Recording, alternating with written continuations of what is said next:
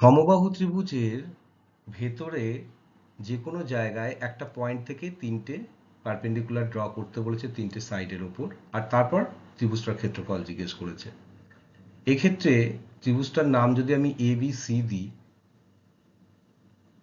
আর যে কোনো পয়েন্ট ভেতর থেকে আমি এখানে একটা পয়েন্ট নিলাম, তিনটে লম্ব আঁকবো না, একটা লম্ব আঁকলাম, এই একটা লম্ব আঁকলাম, এই একটা লম্ব আঁকলাম, তিনটে বাহুর ওপর আলাদা আলাদা লম্ব আঁকলাম।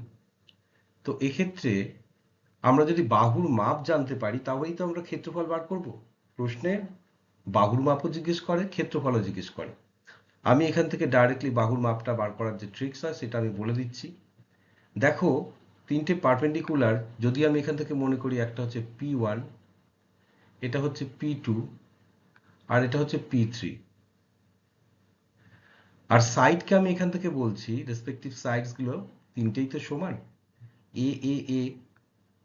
তাহলে সাইড কি হয়ে যাবে? সাইডের যে ফর্মুলা হবে, সাইড ইকুয়ালস টু এখান থেকে এ ইকুয়ালস টু আমরা কি বলবো, 2/√3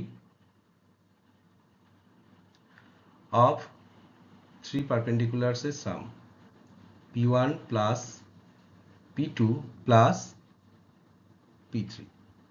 তাহলে সাইড এখান থেকে কত আসছে বের করে নিই, 2/√3 of সাইডস গুলো 2, 3 and 4 আছে, 2 plus 3 plus 4, that is 9।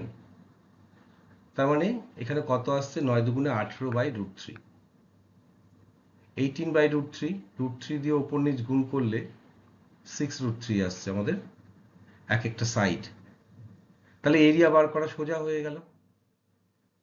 Area কি হবে, √3/4 into side square, √3/4 into side হচ্ছে 6√3 তার স্কোয়ার।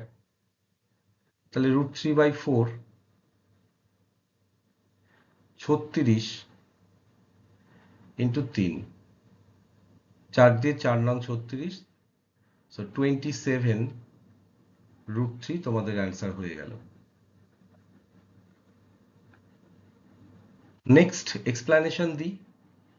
দেখো, এখানে আমরা জয়েন করে দিচ্ছি সেন্টার থেকে, এই পয়েন্ট থেকে শীর্ষবিন্দুগুলোকে আমরা যুক্ত করে দিলাম, করে ইন্টারসেকশন পয়েন্টটা আমরা নাম দিচ্ছি হচ্ছে ও।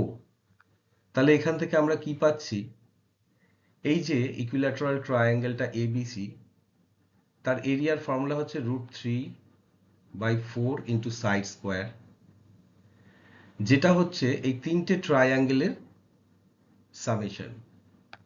মানে প্রথম ট্রায়াঙ্গেলটা হচ্ছে half base into height, half into A into height মানে P1, তারপর এটা হচ্ছে half into A into P2, তারপর এটা হচ্ছে হাফ ইন্টু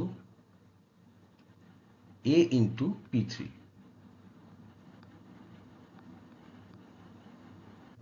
এখান থেকে কি করব, এখান থেকে a/2 কে আমরা কমন নিয়ে নিই। কমন নিয়ে নিলে ভেতরে পড়ে থাকবে P1 plus P2 plus P3,